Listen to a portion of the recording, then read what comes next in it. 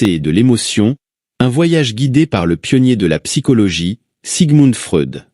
Je vous invite à plonger dans le monde énigmatique et révélateur de l'inconscient. Imaginez un instant que votre esprit est un vaste océan, dont les eaux superficielles reflètent les pensées et les sentiments que nous naviguons de manière consciente. Mais sous cette surface, dans les profondeurs insondables de la mer psychique, se cache un monde mystérieux, rempli de courants énigmatiques et de secrets inexplorés. C'est le royaume de l'inconscient, un territoire aussi intrigant que déconcertant, où se cachent les désirs réprimés, les traumatismes oubliés et les forces qui façonnent nos actions sans que nous en soyons conscients. Dans l'inconscient, Freud ne se contente pas de nous présenter une théorie révolutionnaire. Il nous offre une carte détaillée pour naviguer à travers cet océan caché. À travers ces mots, nous déchiffrerons les codes qui régissent nos émotions et comportements, explorerons les labyrinthes de nos rêves et découvrirons comment nos vies sont entremêlées avec l'inconscient de manière que nous n'aurions jamais imaginé. Alors, ajustez vos écouteurs et préparez-vous à plonger dans un voyage fascinant. Tout comme un explorateur qui descend dans une grotte mystique, chaque chapitre de cet audiolivre vous emmènera plus profondément dans la compréhension de votre propre être. À chaque mot, Freud ouvrira une porte vers le savoir caché qui réside dans les ombres de votre esprit. Préparez-vous à percer les secrets de votre propre inconscient et à découvrir les vérités surprenantes qui y résident. C'est le début d'un voyage introspectif sans pareil. Nous vous accueillons dans un monde où l'inexplicable devient visible et l'occulte se transforme en compréhension. Bienvenue dans l'inconscient. Chapitre 1. Justification de l'inconscient. De nombreux secteurs ont contesté notre droit d'accepter l'existence d'une psyché inconsciente et d'élaborer scientifiquement cette hypothèse. Face à cette opinion, nous pouvons soutenir que l'hypothèse de l'existence de l'inconscient est nécessaire et légitime, et de plus, que nous possédons de multiples preuves de son exactitude. Elle est nécessaire parce que les données de la conscience sont largement incomplètes, tant chez les personnes saines que chez les malades. Fréquemment, des actes psychiques apparaissent dont l'explication présuppose d'autres actes dont la conscience ne nous offre aucun témoignage. Des actes de ce genre ne sont pas seulement les lapsus et les rêves des individus sains, mais aussi tous ceux que nous qualifions de symptômes et de phénomènes obsessionnels chez les malades. Notre expérience personnelle quotidienne nous montre des pensées dont l'origine nous est inconnue et des résultats de processus mentaux dont nous ignorons l'élaboration. Tous ces actes conscients apparaîtraient dépourvus de sens et de cohérence si nous maintenons la théorie selon laquelle la totalité de nos actes psychiques doit nous être connue par notre conscience. En revanche, ils deviendront ordonnés dans un ensemble cohérent et intelligible si nous intercalons entre eux les actes inconscients déduits. Cette acquisition de sens et de cohérence constitue en elle-même une raison justifiée de dépasser les limites de l'expérience directe. Et si, en outre, nous constatons qu'en nous basant sur cette hypothèse, nous pouvons structurer une activité très efficace par laquelle nous influençons adéquatement le cours des processus conscients, nous aurons une preuve irréfutable de l'exactitude de notre hypothèse. Nous devrons alors nous placer du point de vue qu'il est une prétention insoutenable d'exiger que tout ce qui se passe dans la psyché soit connu de la conscience. Nous pouvons également invoquer en faveur de l'existence d'un état psychique inconscient le fait que la conscience n'intègre à un moment donné qu'un contenu limité, de sorte que la majeure partie de ce que nous appelons la connaissance consciente doit, de toute façon, se trouver pendant de longues périodes en état de latence, c'est-à-dire dans un état d'inconscience psychique. Le refus de l'inconscient devient incompréhensible dès que nous portons notre attention sur tous nos souvenirs latents. On nous objectera ici que ces souvenirs latents ne peuvent être considérés comme psychiques, mais qu'ils correspondent à des vestiges de processus somatiques à partir desquels le psychique peut réémerger. Il n'est pas difficile de répondre à cette objection que le souvenir latent est, au contraire, un résidu indubitable d'un processus psychique. Mais il est encore plus important de réaliser que l'objection discutée repose sur une assimilation de la conscience au psychique, et cette assimilation est une pétition de principe qui ne laisse aucune place à la question de savoir si tout le psychique doit également être conscient, ou s'il s'agit d'une simple convention. Dans ce dernier cas, comme toute convention, elle est irréfutable, et nous nous demandons seulement si elle est réellement aussi utile et appropriée que l'on prétend. Mais nous pouvons affirmer que l'assimilation du psychique au conscient est totalement inadaptée. Elle détruit les continuités psychiques, nous plonge dans les difficultés insolubles du parallélisme psychophysique, succombe au reproche d'exagérer sans fondement la mission de la conscience, et nous oblige à abandonner prématurément le terrain de la recherche psychologique sans nous offrir aucune compensation dans d'autres domaines. D'autre part, il est évident que la discussion de savoir si nous devons considérer comme état d'âme inconscient ou comme état physique les états latents de la vie psychique menace de devenir une simple question de mots. Il est donc conseillé de mettre en avant ce qui, dans la nature de tels états, n'est certainement pas connu. Les caractères physiques de ces états ne sont pas totalement inaccessibles. Aucune représentation physiologique ni aucun processus chimique ne peuvent nous donner une idée de leur essence. En revanche, il est indéniable qu'ils représentent un large contact avec les processus psychiques conscients. Une certaine élaboration permet même de les transformer en ces processus ou de les remplacer, et ils peuvent être décrits à l'aide de toutes les catégories que nous appliquons aux actes psychiques conscients, tels que représentation, tendance, décision, etc. De nombreux de ces états, nous pouvons même dire que seule l'absence de conscience les distingue des états conscients. Nous n'hésiterons donc pas à les considérer comme objet de la recherche psychologique, intimement liés aux actes psychiques conscients. La réticence tenace à admettre le caractère psychique des actes animiques latents s'explique par le fait que la plupart des phénomènes en question n'ont pas été étudiés en dehors de la psychanalyse. Ceux qui, ignorant les faits pathologiques, considèrent les actes manqués comme des coïncidences et adhèrent à l'ancienne opinion que les rêves ne sont que de vaines illusions, n'ont besoin que de passer sous silence quelques énigmes de la psychologie scientifique pour éviter de reconnaître une activité psychique inconsciente. De plus, les expériences hypnotiques, et particulièrement celles sur la suggestion, ont démontré, bien avant la naissance de la psychanalyse, l'existence et l'influence de l'inconscient psychique. L'acceptation de l'inconscient est également parfaitement légitime, dans la mesure où, en l'établissant, nous ne nous sommes pas écartés un instant de notre méthode déductive que nous considérons comme correcte. La science n'offre à l'individu que la connaissance de ses propres états animiques. L'affirmation selon laquelle les autres hommes possèdent également une conscience est une conclusion que nous déduisons en nous basant sur leurs actes et manifestations perceptibles, dans le but de rendre compréhensible leur conduite. D'un point de vue psychologique plus précis, on peut dire que nous attribuons aux autres, sans besoin de réflexion spéciale, notre propre constitution, et donc notre propre conscience, cette identification étant la prémisse de notre compréhension.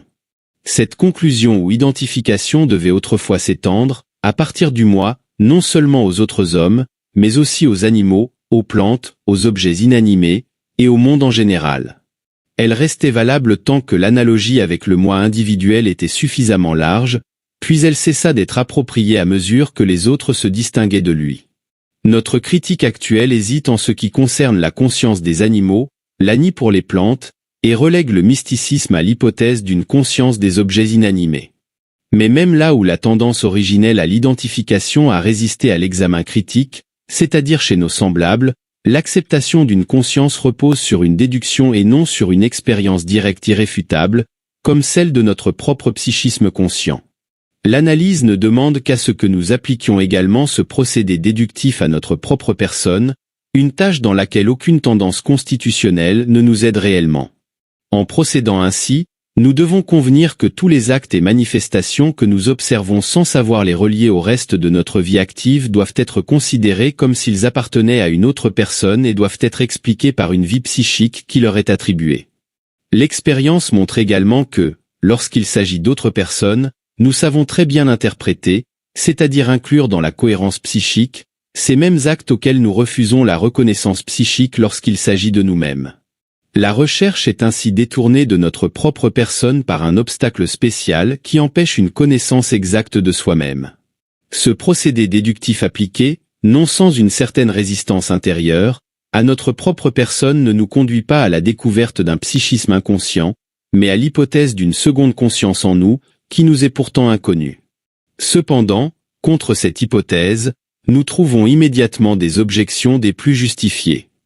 En premier lieu, une conscience dont le sujet lui-même n'a aucune connaissance est très différente d'une conscience étrangère, et il ne semble même pas pertinent de la discuter, car elle manque du caractère principal de celle-ci. Ceux qui ont résisté à accepter l'existence d'un psychisme inconscient pourraient admettre celle d'une conscience inconsciente. Mais l'analyse nous indique également que les processus psychiques latents déduits jouissent d'une grande indépendance entre eux, apparaissant comme s'ils n'étaient pas reliés et ne savaient rien les uns des autres. Ainsi, il nous faudrait accepter non seulement une seconde conscience, mais toute une série illimitée d'états de conscience cachés à notre perception et ignorés les uns des autres.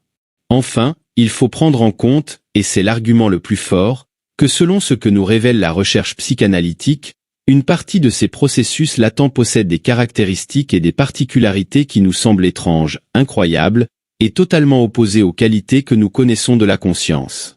Tout cela nous amène à modifier la conclusion du processus déductif que nous avons appliqué à notre propre personne, en ne reconnaissant plus en nous l'existence d'une seconde conscience, mais celle d'actes dépourvus de conscience. Nous devrons également rejeter, car il est incorrect et très susceptible d'induire en erreur, le terme de subconscience. Les cas connus de double conscience ou de dissociation de la conscience ne prouvent rien qui contredise notre théorie, et ils peuvent être considérés comme des cas de dissociation des activités psychiques en deux groupes vers lesquels la conscience s'oriente alternativement. La psychanalyse nous oblige donc à affirmer que les processus psychiques sont inconscients et à comparer leur perception par la conscience à celle du monde extérieur par les organes sensoriels. Cette comparaison nous aidera par ailleurs à élargir nos connaissances. L'hypothèse psychanalytique de l'activité psychique inconsciente constitue, en un sens, une continuation de l'animisme, qui nous montrait partout des images fidèles de notre conscience, et en un autre sens, de la rectification effectuée par Kant de la théorie de la perception externe. De la même manière que Kant nous invita à ne pas négliger la conditionnalité objective de notre perception et à ne pas considérer notre perception comme identique à ce qui est perçu, inconnaissable, la psychanalyse nous invite à ne pas confondre la perception de la conscience avec le processus psychique inconscient qui en est l'objet. Le psychique n'a pas non plus besoin d'être, en réalité, tel que nous le percevons, mais nous devons espérer que la rectification de la perception interne n'opposera pas autant de difficultés que celle de la perception externe et que l'objet intérieur sera moins inconnaissable que le monde extérieur. Chapitre 2. La multiplicité de sens de l'inconscient et le point de vue topique. Avant de continuer, nous souhaitons établir le fait, aussi important que délicat, que l'inconscience n'est qu'un des multiples caractères du psychique, et qu'il ne suffit donc pas à lui seul pour en constituer la caractéristique. Il existe des actes psychiques de catégories très diverses qui, néanmoins, coïncident dans le fait d'être inconscients. L'inconscient comprend, d'une part, des actes latents et temporairement inconscients qui, hormis cela, ne diffèrent en rien des actes conscients, et d'autre part, des processus tels que les processus refoulés, qui, s'ils devenaient conscients, se distingueraient notablement des autres actes de ce genre. Si, en la description de los diverso acto psychiques, nous pouvions complètement nous passer de leur caractère conscient ou inconscient et les qualifier uniquement en fonction de leur relation avec les divers instincts et objectifs, de leur compréhension et de leur appartenance à différents systèmes subordonnés les uns aux autres, nous pourrions éviter toute erreur d'interprétation. Mais, n'étant pas possible de procéder ainsi en raison de plusieurs raisons importantes, nous devrons nous résigner à l'ambiguïté que représente l'utilisation des termes « conscient » et « inconscient », parfois dans un sens descriptif, et d'autres fois pour exprimer l'appartenance à certains systèmes et la possession de certaines qualités, c'est-à-dire dans un sens systématique. Nous pourrions également essayer d'éviter la confusion en désignant les systèmes psychiques reconnus par des noms arbitraires qui n'auraient aucune allusion à la conscience. Cependant, avant de procéder ainsi, nous devrions expliquer sur quoi nous fondons la différenciation des systèmes, et dans cette explication, il serait impossible d'éviter la connaissance qui constitue le point de départ de toutes nos recherches. Nous nous contenterons donc d'utiliser un simple moyen auxiliaire qui consiste à remplacer respectivement les termes « conscience » et « inconscience » par les formules « CC » et « INC » chaque fois que nous utilisons ces termes dans un sens systématique. En passant maintenant à l'exposé positif, nous affirmerons que, selon ce que démontre la psychanalyse, un acte psychique passe généralement par deux états ou phases entre lesquelles est intercalée une sorte de censure. Dans la première phase, il est inconscient et appartient au système INC. S'il est examiné par la censure et rejeté, il lui sera refusé l'accès à la deuxième phase, il sera qualifié de refoulé et devra rester inconscient. Mais s'il réussit à passer l'examen, il accédera à la deuxième phase et appartiendra au second système, celui que nous avons convenu d'appeler système CC. Cependant, son lien avec la conscience ne sera pas fixé de manière définitive par cette appartenance. Il n'est pas encore conscient, mais il est capable de le devenir, selon l'expression de J. Breuer. Cela signifie que, sous certaines conditions, il peut devenir un objet de la conscience sans rencontrer de résistance particulière. En tenant compte de cette capacité à devenir conscient, nous donnons également au système CC le nom de préconcis. Si, par la suite, il s'avère que l'accès du préconcis à la conscience est également déterminé par une certaine censure, nous différencierons plus précisément 3 niveaux, INC, pré, et CC. Pour l'instant, il nous suffit de retenir que le système pré partage les qualités du système CC et que la censure sévère exerce ses fonctions dans le passage de l'INC au pré. Avec l'acceptation de ces 2 ou 3 systèmes psychiques, la psychanalyse s'est éloignée d'un pas de plus de la psychologie descriptive de la conscience, en soulevant un nouvel ensemble de problèmes et en acquérant un nouveau contenu. Jusqu'à présent, elle se distinguait principalement de la psychologie par sa conception dynamique des processus psychiques, à laquelle vient maintenant s'ajouter son aspiration à une topique psychique, visant à indiquer dans quel système ou entre quels systèmes se développe un acte psychique quelconque. Cette aspiration a valu à la psychanalyse le qualificatif de « psychologie des profondeurs ». Nous verrons plus tard comment elle intègre encore un autre point de vue des plus intéressants. Si nous voulons établir sérieusement une topique des actes psychiques, nous devons commencer par résoudre un doute qui se pose immédiatement. Lorsqu'un acte psychique, nous limitant ici à ceux de la nature d'une représentation, passe du système INC au système CC, devons-nous supposer qu'à ce passage est liée une nouvelle fixation, ou, comme nous pourrions dire, une deuxième inscription de la représentation en question? Inscription qui, de cette manière, pourrait être intégrée dans un nouveau lieu psychique, tandis que l'inscription primitive inconsciente continuerait d'exister à côté d'elle. Ou bien serait-il plus exact d'admettre que le passage d'un système à l'autre consiste en un changement d'état qui se produit dans le même matériau et dans le même lieu? Cette question peut sembler abstruse, mais il est indispensable de la poser si nous voulons nous faire une idée précise de la topique psychique, c'est-à-dire de la 3e dimension psychique. Elle est difficile à résoudre car elle dépasse le domaine purement psychologique pour entrer dans les relations de l'appareil psychique avec l'anatomie. La recherche scientifique a démontré de manière irréfutable l'existence de telles relations, montrant que l'activité psychique est liée à la fonction du cerveau comme à aucun autre organe. En allant encore plus loin, nous sommes amenés à découvrir la valeur inégale des différentes parties du cerveau et leurs relations particulières avec certaines parties du corps et des activités spirituelles déterminées. Cependant, toutes les tentatives pour localiser les processus psychiques à partir de cette découverte, ainsi que tous les efforts visant à imaginer que les représentations seraient stockées dans des cellules nerveuses et que les stimuli seraient transmis le long de fibres nerveuses, ont totalement échoué. De même, une théorie qui localiserait l'activité psychique consciente dans le cortex cérébral et attribuerait les processus inconscients aux parties sous-corticales du cerveau rencontrerait le même sort. Il existe ici une discontinuité qu'il n'est pas possible de surmonter pour le moment. Tant que cette continuité n'est pas établie, notre topique psychique n'a rien à voir avec l'anatomie. Elle se réfère aux régions de l'appareil psychique, quels que soient les endroits qu'elle occupe dans le corps, et non à des localisations anatomiques. Notre travail, à cet égard, est totalement libre et peut évoluer en fonction des besoins. Il ne faut pas oublier que nos hypothèses n'ont initialement d'autre valeur que celle de simples schémas explicatifs. La première des 2 possibilités que nous avons exposées plus haut, celle selon laquelle la phase consciente de la représentation signifie une nouvelle inscription de celle-ci dans un endroit différent, est certes la plus grossière, mais aussi la plus simple. La seconde hypothèse, celle d'un simple changement d'état fonctionnel, est dès le départ plus vraisemblable, mais moins plastique et plus difficile à manier.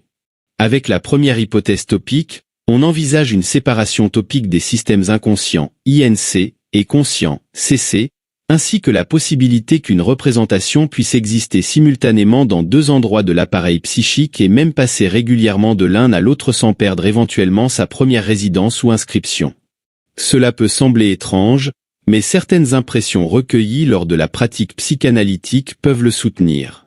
Par exemple, lorsque nous communiquons à un patient une représentation qu'il avait refoulée et que nous avons devinée, cette révélation ne modifie en rien, au début, son état psychique. Elle ne lève pas la répression ni n'annule ses effets, comme on pourrait s'y attendre étant donné que la représentation, auparavant inconsciente, est devenue consciente. Au contraire, cela ne fait qu'engendrer un nouveau rejet de la représentation refoulée.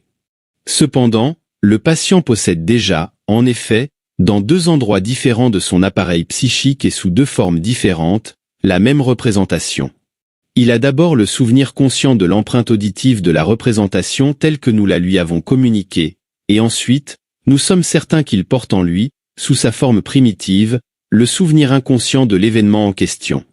La levée de la répression ne se produit réellement que lorsque la représentation consciente entre en contact avec l'empreinte mnésique inconsciente après avoir surmonté les résistances. Seul l'accès de cette empreinte mnésique inconsciente à la conscience peut mettre fin à la répression. À première vue, cela semble démontrer que la représentation consciente et la représentation inconsciente sont des inscriptions différentes, séparées topiquement, du même contenu. Mais une réflexion plus approfondie nous montre que l'identité entre la communication et le souvenir refoulé du sujet n'est qu'apparente. Entendre quelque chose et l'avoir vécu sont deux choses de nature psychologique totalement distinctes, même si elles partagent le même contenu. Nous ne sommes pas en mesure, pour le moment, de décider entre les deux possibilités indiquées. Peut-être découvrirons-nous plus tard des éléments qui nous permettront de le faire, ou bien nous réaliserons que notre approche de la question était insuffisante et que la différenciation entre représentation consciente et inconsciente doit être déterminée d'une manière complètement différente. Chapitre 3. Sentiments inconscients.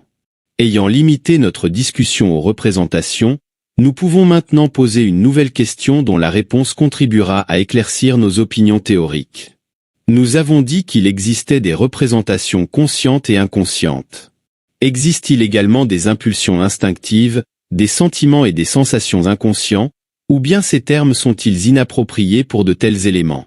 À mon avis, l'antithèse entre conscient et inconscient ne s'applique pas à l'instinct. Un instinct ne peut jamais devenir un objet de la conscience, seule l'idée qui le représente le peut. Cependant, même dans la conscience, l'instinct ne peut être représenté que par une idée. Si l'instinct n'était pas lié à une idée ou ne se manifestait pas sous forme d'un état affectif, nous ne pourrions rien en savoir. Ainsi, lorsque nous parlons, de manière inexacte, des impulsions instinctives inconscientes ou refoulées, nous ne faisons référence qu'à des impulsions instinctives dont la représentation idéologique est inconsciente. On pourrait croire qu'il est tout aussi facile de répondre à la question de savoir s'il existe réellement des sensations, des sentiments et des affects inconscients. Par nature, un sentiment est fait pour être perçu, c'est-à-dire connu par la conscience. Ainsi, les sentiments, sensations et affects sembleraient ne pas pouvoir être inconscients.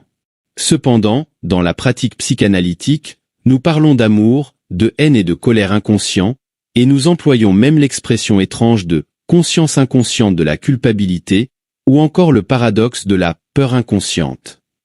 Nous devons donc nous demander si, en utilisant ces expressions, nous ne commettons pas une inexactitude bien plus importante que celle consistant à parler des instincts inconscients. Mais la situation est ici totalement différente. Il peut arriver, en premier lieu, qu'un affect ou un sentiment soit perçu mais mal interprété. À cause de la répression de sa véritable représentation, il a dû se lier à une autre idée et est alors considéré par la conscience comme une manifestation de cette dernière. Lorsque nous reconstruisons la véritable liaison, nous qualifions le sentiment primitif d'inconscient, bien que son affect n'ait jamais été inconscient et que seule sa représentation ait succombé au processus de répression. L'usage des expressions « affect inconscient » et « sentiment inconscient » se réfère généralement au destin que la répression impose aux facteurs quantitatifs du mouvement instinctif. Nous savons que ces destins sont au nombre de 3, l'affect peut perdurer en totalité ou en partie en tant que tel. Il peut se transformer en un autre affect qualitativement différent, notamment en angoisse, ou il peut être réprimé, c'est-à-dire empêché de se développer. Ces possibilités peuvent peut-être être étudiées plus facilement dans le cadre de l'élaboration onirique que dans celui de la névrose. Nous savons également que l'inhibition du développement de l'affect est le véritable objectif de la répression, et que son travail reste incomplet tant que cet objectif n'est pas atteint. Chaque fois que la répression parvient à empêcher le développement de l'affect, nous qualifions d'inconscient tous les affects que nous réintégrons à leur place en défaisant le travail répressif. Ainsi, on ne peut pas nous accuser d'incohérence dans notre manière de nous exprimer.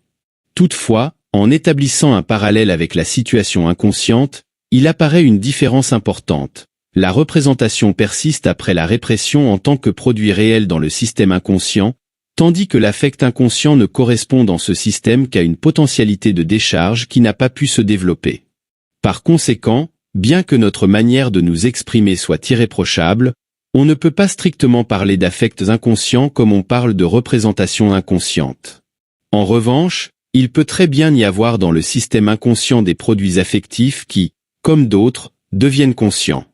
Cette différence provient entièrement du fait que les représentations sont des charges psychiques, et en fin de compte, des charges de traces mnésiques, tandis que les affects et les sentiments correspondent à des processus de décharge dont les dernières manifestations sont perçues comme des sensations.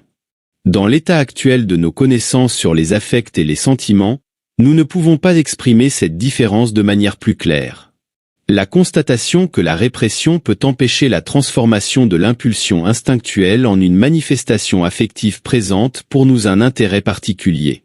Elle nous révèle en effet que le système préconscient conscient, CC, régule normalement l'affectivité et l'accès à la motricité, et elle élève la valeur de la répression en nous montrant qu'elle n'exclut pas seulement le refoulé de la conscience, mais qu'elle empêche également le développement de l'affect et la stimulation de l'activité musculaire. En inversant notre exposé, nous pouvons dire que tant que le système CC régule l'affectivité et la motricité, nous qualifions l'état psychique d'un individu de normal. Cependant, il ne peut nous échapper une certaine différence entre les relations du système dominant avec chacun des deux actes de décharge. Le contrôle de la motricité par le système CC est solidement ancré, il résiste aux assauts de la névrose et ne cède que face à la psychose. En revanche, le contrôle que ce système exerce sur le développement de l'affect est beaucoup moins consistant. Même dans la vie normale, on peut observer une lutte constante entre les systèmes CC et INC pour le contrôle de l'affectivité, avec des sphères d'influence délimitées et des énergies agissantes qui se mélangent. La signification du système CC en ce qui concerne le développement de l'affect et l'action nous révèle celle de la représentation substitutive dans la formation de la maladie.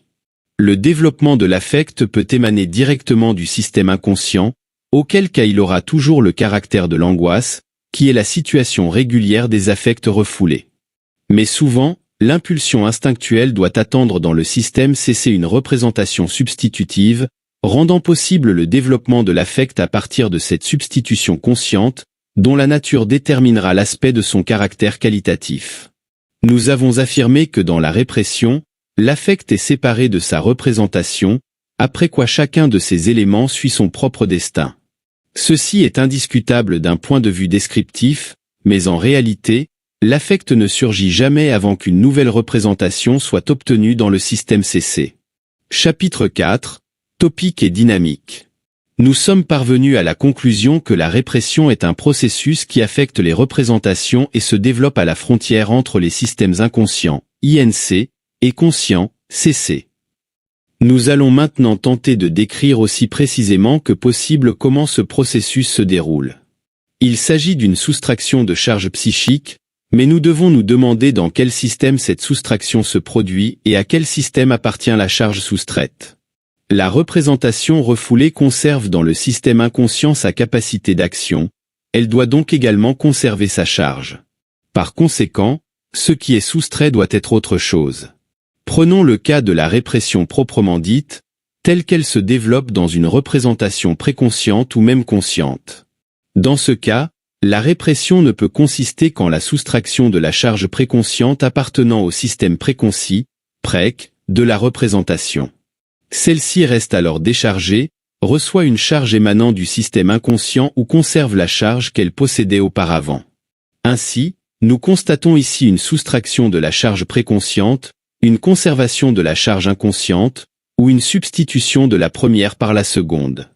Nous constatons également que, sans intention apparente, nous avons fondé cette observation sur l'hypothèse que le passage du système inconscient, INC, à un autre système immédiat ne se fait pas par une nouvelle inscription, mais par un changement d'état, c'est-à-dire, dans ce cas, par une transformation de la charge.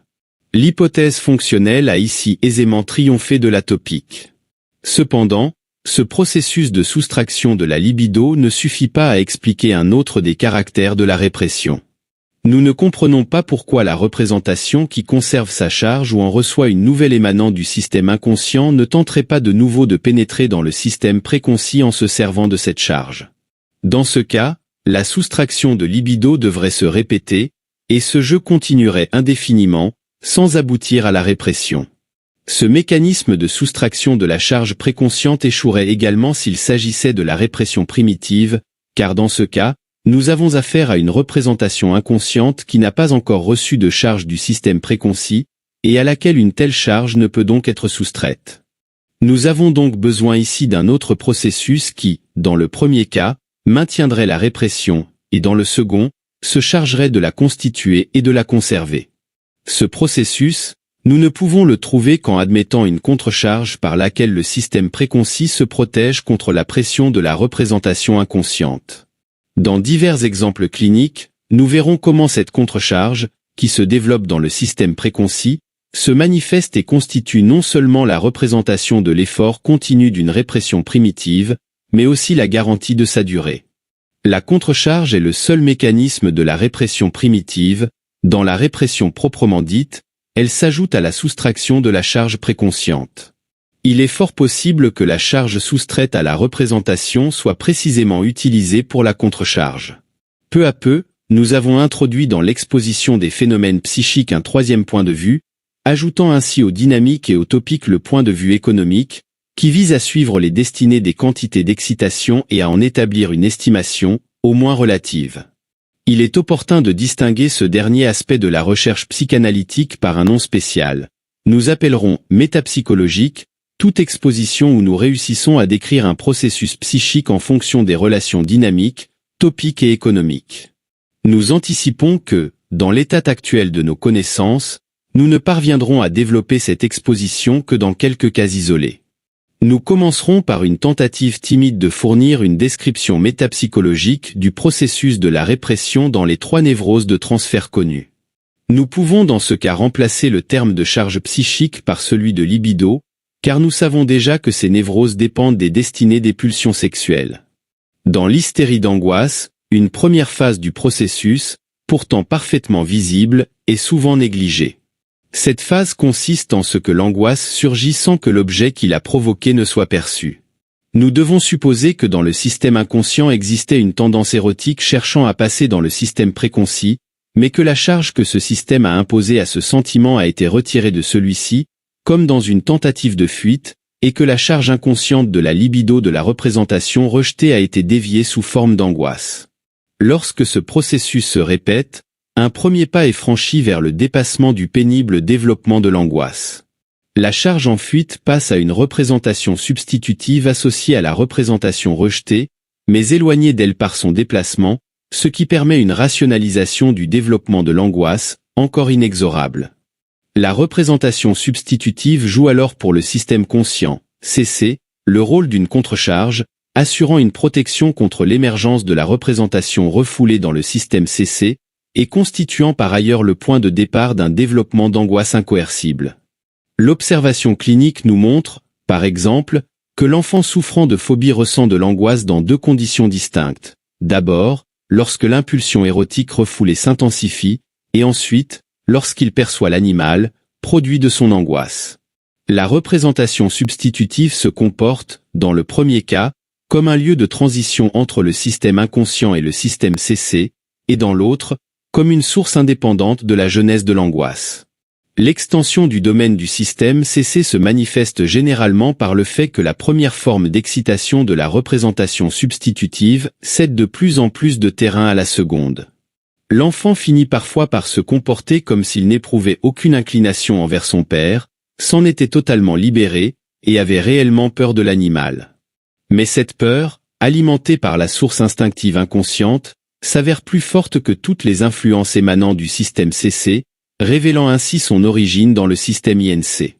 La contrecharge provenant du système CC conduit donc, dans la seconde phase de l'hystérie d'angoisse, à la formation d'un substitut. Ce même mécanisme trouve peu après une application différente.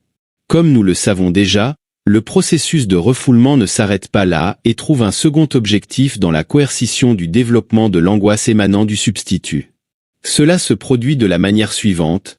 Tous les éléments entourant la représentation substitutive et qui lui sont associés reçoivent une charge psychique d'une intensité extraordinaire, ce qui leur confère une sensibilité particulière. De cette manière, l'excitation de tout point de la muraille défensive, formée autour de la représentation substitutive par ces éléments provoque, par leur lien associatif avec ladite représentation, un petit développement de l'angoisse, donnant le signal d'une nouvelle fuite pour interrompre la poursuite de ce développement. Plus les contrecharges sensibles et vigilantes sont éloignées de la substitution envisagée, plus précisément le mécanisme destiné à isoler la représentation substitutive et à la protéger contre de nouvelles excitations peut fonctionner. Ces précautions ne protègent naturellement que contre les excitations provenant de l'extérieur, par le biais de la perception, à l'encontre de la représentation substitutive, mais non contre l'excitation instinctive qui, en partant de la connexion avec la représentation refoulée, atteint la substitutive. Elle commence donc à agir lorsque la situation a totalement investi la représentation du refoulé et ne constitue jamais une garantie totale. À chaque intensification de l'excitation instinctive, la muraille protectrice entourant la représentation substitutive doit avancer un peu. Cette construction est également établie de manière analogue dans les autres névroses, et nous les désignons sous le nom de phobie. Les précautions, interdictions et privations caractéristiques de l'hystérie d'angoisse sont l'expression de la fuite devant la charge consciente de la représentation substitutive. En considérant le processus dans son ensemble, on peut dire que la troisième phase répète à plus grande échelle le travail de la deuxième. Le système CC se protège désormais contre l'activité de la représentation substitutive par le biais de la contrecharge des éléments qui l'entourent, comme il se protégeait initialement par la charge. La formation de substituts par déplacement se poursuit ainsi. Au début, le système CC n'offrait qu'un seul point accessible à la substitution refoulée, le point instinctif refoulé. Mais ensuite, toute la construction phobique devient un champ ouvert aux influences inconscientes. Enfin, nous devons souligner l'aspect extrêmement intéressant selon lequel, par tout le mécanisme de défense, une activité projette le danger instinctif à l'extérieur.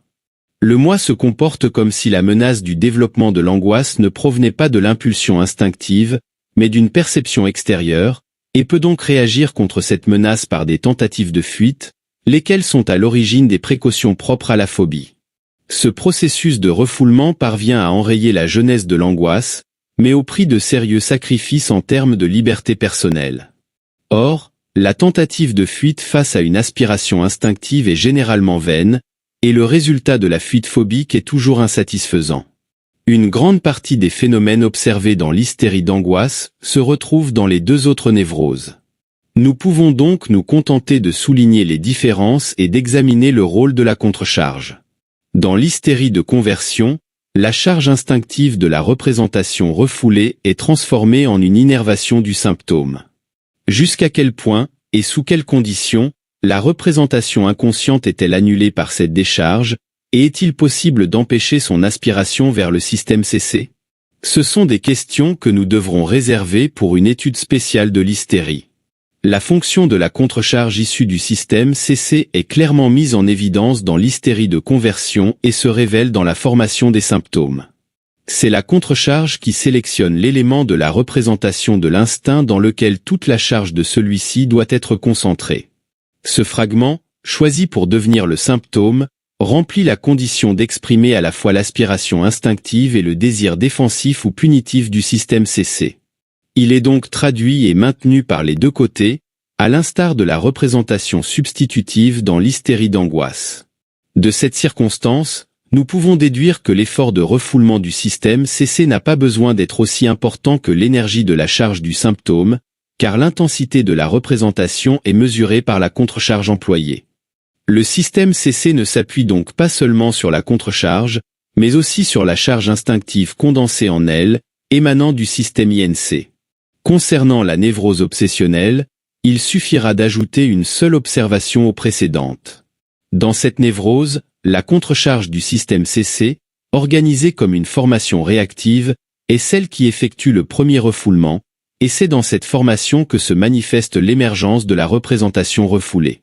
C'est en fonction de la prédominance de la contrecharge et de l'absence de dérivation que, selon nous, l'œuvre de refoulement semble moins aboutie dans l'hystérie d'angoisse et la névrose obsessionnelle que dans l'hystérie de conversion. Chapitre 5. Qualité spécifique du système INC. La différenciation des deux systèmes psychiques prend une nouvelle signification lorsque nous réalisons que les processus du système INC montrent des qualités que l'on ne retrouve pas dans les systèmes supérieurs immédiats. Le noyau du système INC est constitué par des représentations d'instincts qui aspirent à dériver leur charge, c'est-à-dire par des impulsions désirantes. Ces impulsions instinctives sont coordonnées entre elles et coexistent sans s'influencer mutuellement ni se contredire. Lorsque deux impulsions désirantes, dont les fins ne semblent pas inconciliables, sont activées simultanément, elles ne s'annulent pas réciproquement, mais s'unissent pour former un but intermédiaire, une sorte de compromis. Dans ce système, il n'y a pas de négation certaine ni aucun degré de certitude. Tout cela est ensuite écarté par le travail de la censure qui agit entre les systèmes INC et PREC. La négation est un substitut du refoulement. Dans le système INC, il n'y a que des contenus plus ou moins chargés d'énergie. En revanche, il règne une plus grande mobilité des intensités de charge. Grâce au processus de déplacement, une représentation peut transférer à une autre l'intégralité de sa charge, et par condensation, elle peut accueillir toute la charge de plusieurs autres. À mon avis, ces deux caractéristiques doivent être considérées comme des processus psychiques extraordinaires dans le système pré qui domine le processus secondaire. Lorsqu'un tel processus concerne des éléments primaires du système pré, nous le jugeons comique et cela suscite le rire. Ces processus du système INC sont en dehors du temps, c'est-à-dire qu'ils ne sont pas ordonnés chronologiquement, ne subissent aucune modification due au passage du temps et n'ont aucune relation avec celui-ci. La relation temporelle est également liée au travail du système CC. Les processus du système INC sont également dépourvus de toute relation avec la réalité. Ils sont soumis au principe de plaisir et leur destinée dépend exclusivement de leur force, c'est-à-dire de la mesure dans laquelle les aspirations sont satisfaites en matière de régulation du plaisir et de la déplaisir. En résumé, les caractères que nous nous attendons à trouver dans les processus appartenant au système INC sont l'absence de contradiction, le processus primaire, la mobilité des charges, l'indépendance par rapport au temps et la substitution de la réalité extérieure par la réalité psychique. Les processus inconscients ne se montrent à nous que sous la condition du phénomène onirique et des névroses, c'est-à-dire lorsque les processus du système pré, supérieur au INC, sont transférés par régression à une phase antérieure. En soi, ils sont inconnus et incapables d'existence, car le système INC est rapidement découvert par le système pré, qui prend le contrôle de l'accès à la conscience et à la motilité. La décharge du système INC se produit par l'innervation sémantique et le développement affectif, mais ces moyens de décharge lui sont également disputés, comme nous le savons déjà, par le système pré. Par lui seul, le système INC ne pourrait normalement provoquer aucune action musculaire adéquate, à l'exception de celle déjà organisée comme réflexe. La signification complète des caractéristiques décrites du système INC se révélerait en les comparant aux qualités du système pré, mais cela nous mènerait trop loin, nous préférons donc différer cette comparaison jusqu'à ce que nous nous occupions du système supérieur. Nous nous contenterons donc maintenant de présenter ce qui est le plus indispensable. Les processus du système pré, qu'ils soient conscients ou seulement capables de conscience, exercent une contrainte sur la tendance à la décharge des représentations chargées. Lorsque le processus passe d'une représentation à une autre, la première conserve une partie de sa charge et seule une petite quantité est déplacée. Les déplacements et les condensations sont exclus ou très limités. Cette circonstance a poussé J.H. Brouwer à admettre deux états différents de l'énergie de charge dans la vie psychique, un état techniquement fixe et un autre librement mobile, aspirant à la décharge. À mon avis, cette différenciation représente notre connaissance la plus profonde de l'essence de l'énergie nerveuse, et je ne vois pas comment on pourrait s'en passer. Ce serait une nécessité urgente de l'exposition métapsychologique, bien que ce soit peut-être encore une entreprise trop audacieuse de poursuivre la discussion à partir de ce point. Le système pré est également responsable de la constitution d'une capacité de relation entre les contenus des représentations de manière à ce qu'ils puissent s'inclure mutuellement, de l'organisation temporelle de ces contenus et de l'introduction d'une ou plusieurs censures concernant l'examen de la réalité et le principe de réalité. La mémoire consciente semble également dépendre complètement du système pré et doit se distinguer des traces mnésiques sur lesquelles sont fixés les événements du système INC, et qui correspondent vraisemblablement à une inscription spéciale similaire à celle que nous avons d'abord admise et ensuite rejetée pour la relation entre le refoulement conscient et inconscient. Nous trouverons également ici le moyen de mettre fin à notre hésitation quant à la qualification du système supérieur, que nous appelons maintenant tantôt système pré, tantôt système CC. Nous ne devons cependant pas nous précipiter pour généraliser ce que nous avons jusqu'ici découvert dans la répartition des fonctions psychiques entre les deux systèmes. Nous avons décrit les circonstances telles qu'elles se montrent chez les sujets adultes, chez lesquels le système INC ne fonctionne pas strictement comme une phase préliminaire de l'organisation supérieure. Le contenu des relations de ce système durant le développement individuel et sa signification chez les animaux ne peuvent être déduits de notre description mais nécessitent une recherche spéciale. De même, nous devons être prêts à rencontrer chez l'homme des conditions pathologiques dans lesquelles les deux systèmes modifient leur contenu et leurs caractéristiques ou les échangent entre eux. Chapitre 6. Relations entre les deux systèmes. Il serait erroné de se représenter le système INC comme restant inactif et que tout le travail psychique est effectué par le système pré, faisant ainsi du système INC un organe rudimentaire résiduel. Il serait également incorrect de supposer que la relation entre les deux systèmes se limite à l'acte de refoulement, où le système pré jetterait les contenus perturbateurs du système INC dans les abysses de l'inconscient. Au contraire, le système INC possède une grande vitalité, est susceptible d'un large développement et entretient une série d'autres relations avec le système pré, dont celle de coopération. Nous pouvons donc dire, en résumé, que le système INC continue de se ramifier, étant accessible aux influences de la vie, influençant constamment le système pré et étant à son tour soumis à ces influences. L'étude des ramifications du système INC déçoit notre espoir d'une séparation schématiquement précise entre les deux systèmes psychiques. Cette déception pourrait amener à considérer nos résultats comme insatisfaisants et pourrait être utilisée pour mettre en doute la valeur de la différenciation des processus psychiques.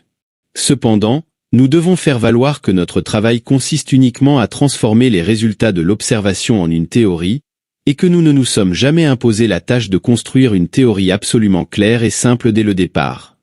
Ainsi, nous défendrons les complications tant qu'elles correspondent à l'observation et continuerons à espérer parvenir à une compréhension finale de la question, qui, bien que simple en soi, reflète néanmoins les complications de la réalité. Parmi les ramifications des impulsions inconscientes dont nous avons décrit les caractéristiques, il en existe certaines qui réunissent en elles les déterminations les plus exposées. D'une part, elles représentent un haut degré d'organisation, sont exemptes de contradictions, ont utilisé toutes les acquisitions du système CC et diffèrent à peine des produits de ce système. Mais en revanche, elles sont inconscientes et incapables de conscience, appartenant donc qualitativement au système pré mais effectivement au système INC. Leur destinée dépend totalement de leur origine, et nous pouvons les comparer à ces métis qui ressemblent généralement aux individus de la race blanche mais qui trahissent leur origine mixte par divers traits visibles, et qui se trouvent exclus de la société et du bénéfice des privilèges des Blancs. Les produits de la fantaisie des individus normaux et des névrotiques que nous avons reconnus comme des phases préliminaires de la formation des rêves et des symptômes, malgré leur haut degré d'organisation, restent réprimés et ne peuvent donc pas parvenir à la conscience.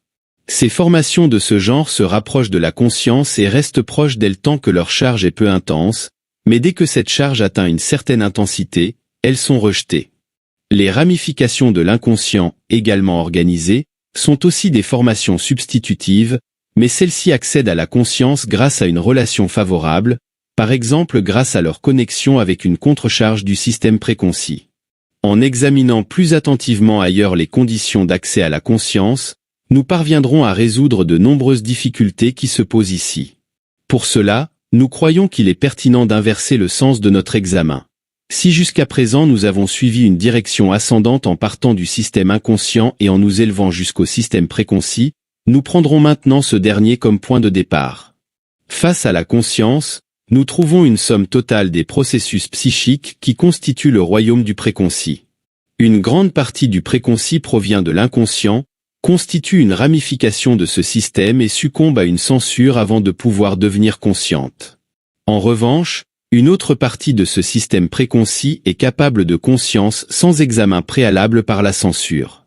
Cela contredit l'une de nos hypothèses précédentes. Dans notre étude du refoulement, nous avons été contraints de situer entre les systèmes inconscients et préconcis la censure qui décide de l'accès à la conscience.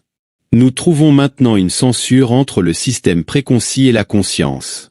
Cependant, nous ne devrions pas voir dans cette complication une difficulté, mais accepter qu'à chaque passage de ce système au système immédiatement supérieur, c'est-à-dire à chaque progrès vers une phase plus élevée de l'organisation psychique, corresponde une nouvelle censure. L'hypothèse d'un renouvellement continu des inscriptions est ainsi annulée. La cause de toutes ces difficultés est que la conscience, étant le seul caractère des processus psychiques qui n'est pas directement donné, ne se prête absolument pas à la distinction des systèmes. L'observation nous a montré que ce qui est conscient n'est pas toujours immédiatement conscient, mais peut rester latent pendant de longues périodes. De plus, de nombreux éléments partageant les caractéristiques du système préconcis ne deviennent pas conscients plus tard. Nous devons également voir que l'accès à la conscience est limité par certaines orientations de l'attention. Ainsi, la conscience entretient des relations complexes avec les systèmes et avec le refoulement. En réalité, il arrive non seulement que le psychique réprimé reste étranger à la conscience, mais aussi qu'une partie des sentiments qui dominent notre moi, c'est-à-dire l'antithèse fonctionnelle la plus énergique du réprimé, demeure inconsciente. Par conséquent, si nous voulons parvenir à une considération métapsychologique de la vie psychique, nous devons apprendre à nous émanciper de la signification du symptôme conscience.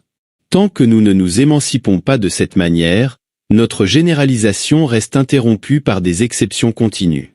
En effet, nous voyons que certaines ramifications du système inconscient deviennent conscientes comme formation substitutive et comme symptômes, généralement après de grandes déformations, mais souvent en conservant une grande partie des caractères qui provoquent le refoulement. Nous constatons que de nombreuses formations, bien que conscientes, demeurent inconscientes malgré le fait que, par leur nature, elles pourraient devenir conscientes.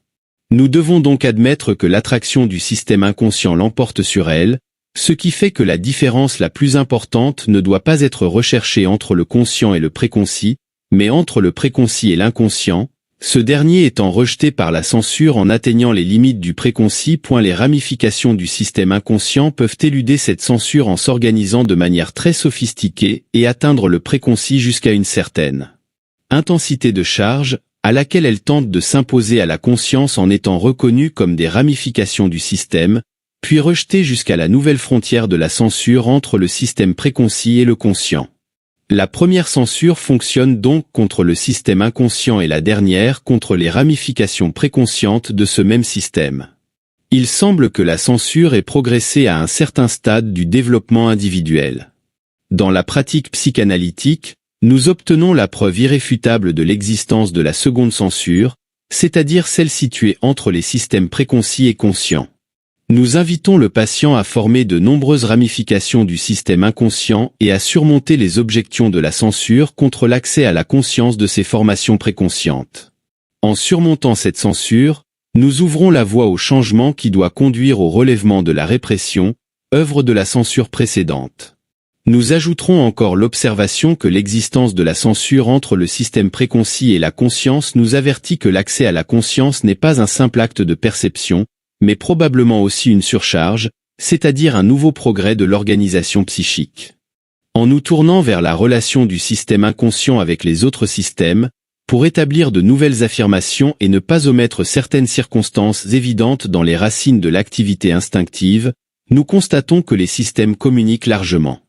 Une partie des processus stimulés passe par le système inconscient comme par une phase préparatoire et atteint dans le système conscient le plus haut développement psychique, tandis que l'autre partie est retenue comme inconsciente.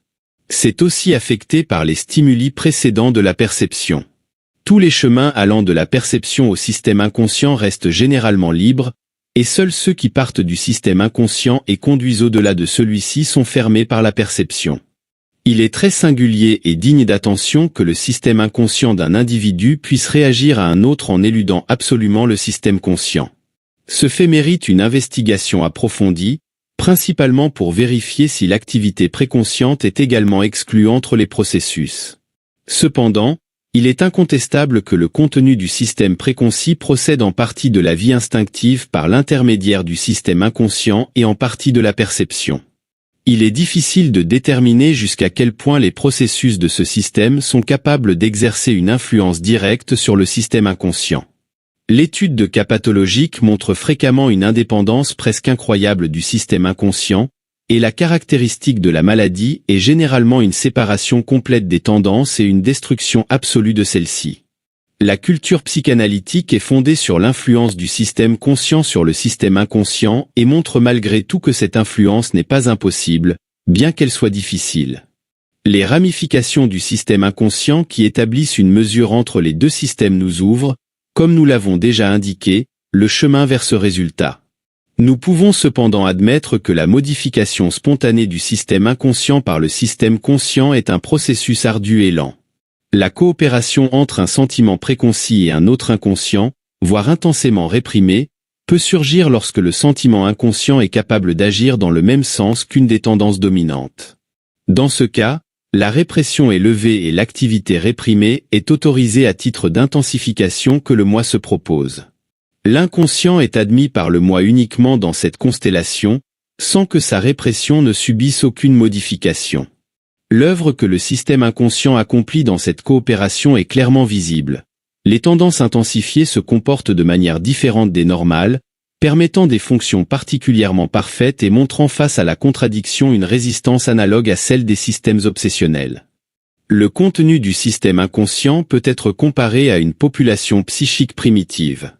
Si chez l'homme existe un patrimoine de formation psychique hérité, c'est-à-dire quelque chose d'analogue à l'instinct animal, cela constitue le noyau du système, auquel s'ajoutent ensuite les éléments rejetés comme inutiles pendant le développement infantile, éléments qui peuvent être de nature identique à ce qui est hérité. Jusqu'à la puberté, aucune séparation précise et définie du contenu des deux systèmes n'est établie. Chapitre 7. La reconnaissance de tout. Tout ce que nous avons exposé jusqu'ici sur le système inconscient peut être tiré de la connaissance de la vie onirique. Ce n'est certes pas beaucoup. Il nous semble parfois obscur et confus et nous offre la possibilité d'inclure le système inconscient dans un contexte connu et subordonné à celui-ci. Mais l'analyse de l'une de ces affections que nous appelons psychonévrose narcissique nous promet de nous fournir les données grâce auxquelles nous pourrons nous approcher du mystérieux système inconscient et en comprendre le fonctionnement. Depuis un travail d'Abraham en 1908, que ce consciencieux auteur a mené à ma demande, nous avons tenté de caractériser la démence précoce de Kaplan, la schizophrénie, en prévoyant son comportement par rapport à l'antithèse du moi et de l'objet dans les névroses de transfert, les hystéries d'angoisse et de conversion, et la névrose obsessionnelle.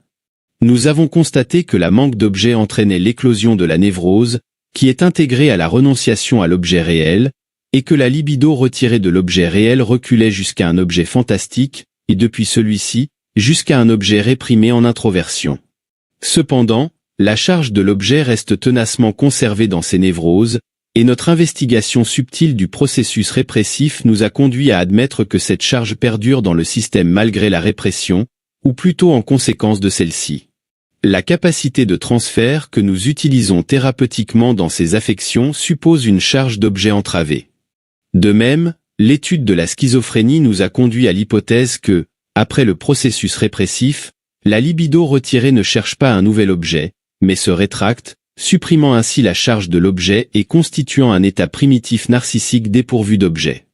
L'incapacité de transfert de ces patients dans le champ d'action du processus pathologique, leur inaccessibilité thérapeutique consécutive, leur singulière répulsion du monde extérieur, l'apparition d'indices d'une surcharge du moi propre, et enfin, la plus complète apathie. Tous ces caractères cliniques semblent merveilleusement correspondre à notre hypothèse de la sensation de la charge d'objet. En ce qui concerne la relation avec les deux systèmes psychiques, tous les chercheurs ont constaté que de nombreux éléments que nous sommes contraints de chercher dans l'inconscient à travers la psychanalyse dans les névroses de transfert se manifestent consciemment dans la schizophrénie. Cependant, il n'était pas possible, au début, d'établir une connexion intelligible entre la relation du moi avec l'objet et les relations de la conscience. Cette connexion nous a été révélée de manière inattendue. Il est observé chez les schizophrènes, surtout lors des études initiales très intéressantes, une série de modifications du langage, dont beaucoup méritent d'être considérées sous un certain point de vue.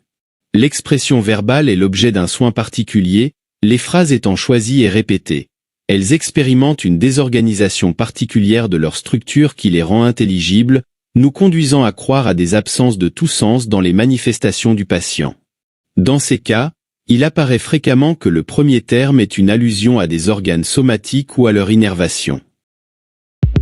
Être un bon entrepreneur, c'est savoir qu'on ne peut pas tout faire tout seul. Pour vos projets web, faites confiance à Yonos. Avec plus de 30 ans d'expérience, c'est le partenaire digital idéal pour l'hébergement, les serveurs et le cloud. Gagnez en puissance grâce à une infrastructure digitale performante, flexible et sûre. Vous bénéficiez en plus d'un accompagnement personnalisé par des experts. Rendez-vous sur yonos.fr. Yonos, votre partenaire digital. Nous observons également, dans ces symptômes schizophréniques, des ressemblances avec les formes de substitution hystérique ou de névrose obsessionnelle. Cependant, les particularités de la relation entre la substitution et le réprimé dans les deux névroses mentionnées pourraient nous induire en erreur. Le Dr Behaus m'a mis à disposition certaines de ses observations de cas de schizophrénie dans son étude initiale. Ces observations présentent l'avantage que le patient lui-même fournissait parfois l'explication de ces mots. Nous indiquerons, pour ce point précis, notre opinion et toute personne intéressée peut facilement disposer de matériel suffisant pour clarifier ce sujet. Un des patients de Talk, une jeune femme qui est venue en consultation peu après une dispute avec son petit ami, s'exclame « Les yeux ne vont pas bien, ils sont tordus ». Elle explique ensuite elle-même cette phrase en ajoutant, dans un langage ordonné, une série de reproches à l'égard du petit ami. Elle n'a jamais pu le comprendre, il lui apparaît toujours différent, c'est un hypocrite qui lui a tordu les yeux, lui faisant voir les choses de travers. Ces manifestations ajoutées par la patiente à sa première phrase inintelligible ont toute la valeur d'une analyse, car elles contiennent une équivalence en langage parfaitement compréhensible et fournissent de plus un éclaircissement sur la genèse et la signification de la formation verbale schizophrénique. Nous soulignerons dans cet exemple le fait que la relation entre le contenu et un organe somatique, en l'occurrence celui de la vision, attribue la représentation de ce contenu dans son ensemble. La phrase schizophrénique représente ainsi un caractère hypocondriaque, constituant le langage des organes. Une autre expression de la même patiente est « Je suis à l'église et je ressens soudain l'envie de me placer autrement, comme si quelqu'un me plaçait à un autre endroit. » Après cette phrase, la patiente développe son analyse par une série de reproches au petit ami. Il est très ordinaire et l'a rendu ordinaire, elle qui vient d'une famille distinguée. Il l'a rendu semblable à lui faisant croire qu'il était supérieur, et maintenant elle est comme lui, parce qu'elle pensait devenir meilleure en s'égalant à lui. Il s'est placé à un endroit qui ne lui correspondait pas, et elle est maintenant comme lui, car elle a été placée à un endroit qui ne lui revient pas. Le mouvement de se placer autrement, observe Tos, est une représentation du mot « faire semblant » et de l'identification avec le petit ami. Nous devons à nouveau souligner la prédominance de cet élément du processus mental dont le contenu est une innovation sémantique, ou plutôt une sensation. En outre, une hystérique aurait tordu convulsivement les yeux dans le premier cas, et dans le second, elle aurait réalisé le mouvement indiqué au lieu de ressentir l'impulsion de le faire ou la sensation de le réaliser, sans avoir de pensée consciente liée au mouvement exécuté ni être capable d'extérioriser ce mouvement par la suite. Ces deux observations témoignent de ce que nous avons appelé le langage hypocondriaque ou des organes, mais attirent aussi notre attention sur un fait qui peut être vérifié à volonté. Par exemple, dans les cas réunis dans la monographie de Bleulet, et formulés dans une formule, dans la schizophrénie, les mots sont soumis au même processus que celui qui forme les images oniriques à partir des latentes du rêve, c'est-à-dire le processus psychique primaire. Les mots sont condensés et leurs charges se transfèrent les unes aux autres par le biais du déplacement. Ce processus peut aller jusqu'à attribuer à un mot approprié par ses multiples relations la représentation de toute une série d'idées. Les travaux de Brulé, Yang et de leurs disciples offrent un matériel plus que suffisant pour vérifier cette affirmation. Avant de tirer une conclusion de ces impressions, nous examinerons la différence étrange et subtile entre les formations de substitution en schizophrénie et celles observées dans l'hystérie et la névrose obsessionnelle. Un patient que je traite actuellement rend sa vie impossible, absorbé par l'inquiétude causée par l'état supposé déplorable de la peau de son visage. Il affirme avoir sur le visage une multitude de profonds trous causés par des boutons ou des éruptions cutanées. L'analyse montre qu'il développe dans la peau de son visage un complexe de castration. Au début, les boutons ne l'inquiétaient pas du tout et il les enlevait en les pressant entre ses ongles, une opération qui, selon ses propres mots, lui procurait une grande satisfaction de voir quelque chose sortir de ses boutons. Mais il a ensuite commencé à croire qu'à l'endroit où il avait eu un de ses boutons, il restait un profond trou, et il se reprochait durement d'avoir abîmé sa peau avec sa manie de toujours toucher son visage. Il est évident que l'acte de percer les boutons du visage et d'en faire sortir leur contenu constitue, dans ce cas, une substitution organique. Le trou résultant de cette manipulation correspondait à l'organe génital féminin, c'est-à-dire à la réalisation de la menace de castration provoquée par l'organisme ou la fantaisie correspondante. Cette formation de substitution présente, malgré son caractère hypocondriaque, des analogies avec une conversion hystérique. Cependant, nous ressentons que dans ce cas, quelque chose de différent doit se développer et qu'une conversion hystérique ne pourrait jamais présenter de tels produits de substitution. Un hystérique ne transformerait jamais un petit trou laissé par l'extraction d'un bouton en symbole du vagin, il le comparerait plutôt à tout objet qui délimite une cavité. Nous pensons également que la multiplicité des trous l'empêcherait de les considérer comme un symbole de l'organe génital féminin. Nous pourrions dire la même chose d'un jeune patient dont l'histoire clinique a été rapportée par le Dr Toast il y a plusieurs années devant la Société psychanalytique de Vienne. Ce patient se comportait généralement comme un névrotique obsessionnel. Il avait besoin de longues heures pour se laver, s'habiller, etc. Cependant, il présentait la particularité singulière d'expliquer spontanément, sans aucune résistance, la signification de ses inhibitions. Ainsi, lorsqu'il mettait ses chaussettes, il était perturbé par l'idée de devoir étirer le tricot, ce qui produisait de petits trous, chacun de ces trous constituant pour lui le symbole de l'organe génital féminin. Ce symbolisme n'est pas propre à un névrotique obsessionnel. L'un de ces névrosés, ayant rencontré une difficulté similaire en mettant ses chaussettes, trouva, une fois ses résistances surmontées, que le pied était un symbole du pénis et que l'acte de mettre la chaussette représentait l'organisme. Il se voyait contraint de mettre et enlever sans cesse la chaussette, en partie pour compléter l'image de la masturbation et en partie pour l'annuler. Ces caractères étranges des formations de substitution et des symptômes de la schizophrénie dépendent du prédominance de la relation verbale sur la relation objective entre le fait de percer un bouton et une éjaculation. Il y a très peu d'analogie entre les pores infinis de la peau et le vagin, et encore moins entre le premier et le second cas. Cependant, dans le premier cas, quelque chose apparaît dans les deux actes, et au second, il est possible d'appliquer la phrase clinique que « un trou est toujours un trou ». C'est la similarité de l'expression verbale et non l'analogie des choses exprimées qui a déterminé la substitution. Ainsi, lorsque les deux éléments, le mot et l'objet, ne coïncidant pas, la formation de substitution schizophrénique se distingue de celle qui émerge dans la névrose de transfert. En conclusion, cela nous oblige à modifier notre hypothèse selon laquelle la charge des objets est interrompue dans le sexe primitif et à reconnaître que la charge des représentations verbales, objet de la représentation consciente, est maintenue. La représentation consciente de l'objet est ainsi décomposée en deux éléments, la représentation verbale et la représentation objective, cette dernière consistant non plus en des traces matérielles directes mais en des traces plus éloignées dérivées des premières. Nous croyons découvrir ici quelle est la différence entre une représentation consciente et une représentation inconsciente. Ce ne sont pas, comme nous l'avons su, des inscriptions distinctes du même contenu en différents lieux psychiques, ni non plus des états fonctionnels différents de la charge au même endroit. Ce qui se passe, c'est que la représentation consciente intègre la représentation objective ainsi que la représentation verbale correspondante, tandis que l'inconsciente est uniquement la représentation objective. Le système inconscient contient les charges objectives des objets, les premières et véritables charges d'objets, tandis que le système préconcis n'est en conséquence de la surcharge de la représentation objective par sa connexion avec les représentations verbales qui lui correspondent. Nous devons supposer que ces surcharges sont celles qui entraînent une organisation psychique plus élevée et rendent possible la substitution du processus primaire par le processus secondaire dominant dans le système préconcis. Nous pouvons maintenant exprimer plus précisément ce que la répression refuse aux représentations rejetées dans la névrose de transfert. Elle leur refuse la traduction en mots, qui appartiennent au lien avec l'objet.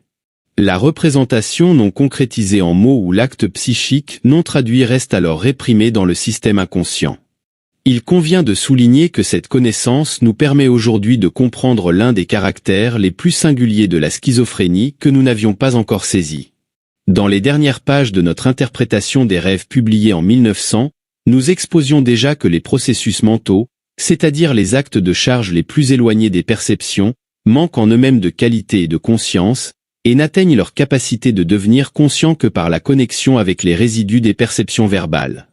Les représentations verbales naissent quant à elles de la perception sensorielle de la même manière que les représentations objectives. Nous pouvons nous demander pourquoi les représentations objectives ne peuvent devenir conscientes par leurs propres résidus de perception. Probablement, la pensée se développe dans des systèmes si éloignés des résidus de perception primitifs qu'ils n'ont reçu aucune de leurs qualités et nécessitent pour devenir conscients une intensification par de nouvelles qualités.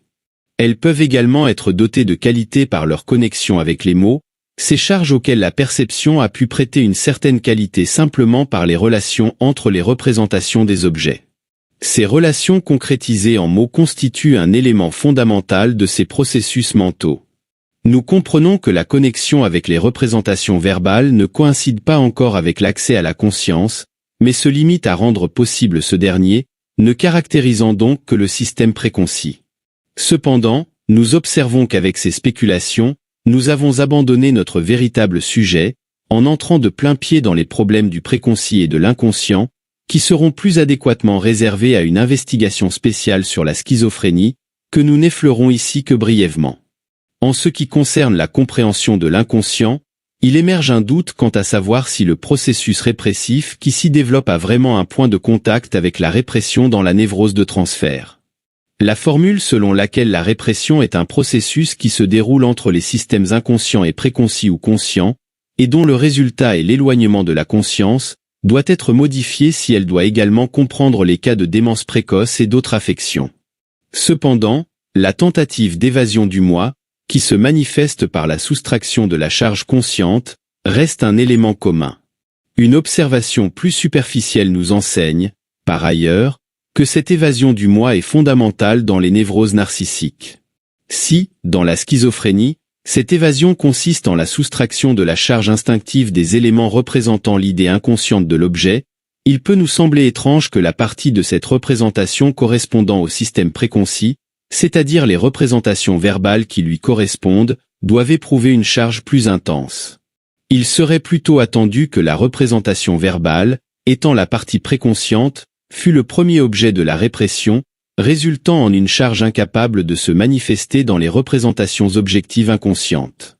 Cela semble difficile à comprendre, mais s'explique lorsque nous réfléchissons que la charge de la représentation verbale n'appartient pas au travail répressif, mais constitue la première de ces tentatives de rétablissement ou de guérison qui caractérisent si singulièrement le tableau clinique de la schizophrénie. Ces efforts aspirent à récupérer les objets perdus, et il est très probable qu'à cette fin, ils empruntent le chemin vers l'objet en passant par la partie verbale de celui-ci. Mais pour y parvenir, ils doivent se contenter des mots au lieu des objets. Notre activité psychique se déplace généralement dans deux directions opposées, soit à partir des instincts à travers le système jusqu'au travail mental conscient, soit par un stimulus externe à travers les systèmes conscients et préconcis jusqu'aux charges inconscientes du moi et des objets. Ce second chemin doit rester praticable malgré la répression et doit être ouvert, jusqu'à un certain point, aux efforts de la névrose pour récupérer ces objets. Lorsque nous pensons abstraitement, nous risquons de négliger les relations entre les mots et les représentations, et il ne peut être nié que notre philosophie atteigne alors une analogie indésirable d'expression et de contenu avec le travail mental des schizophrènes. D'un autre côté, nous pouvons dire que le travail mental des schizophrènes se caractérise par le fait de traiter le concret comme abstrait. Si, avec les considérations précédentes, nous avons acquis une connaissance précise du système inconscient et déterminé concrètement la différence entre les représentations conscientes et inconscientes, nos recherches successives sur d'autres points divers, encore à éclaircir, devront nous conduire de nouveau aux conclusions déduites.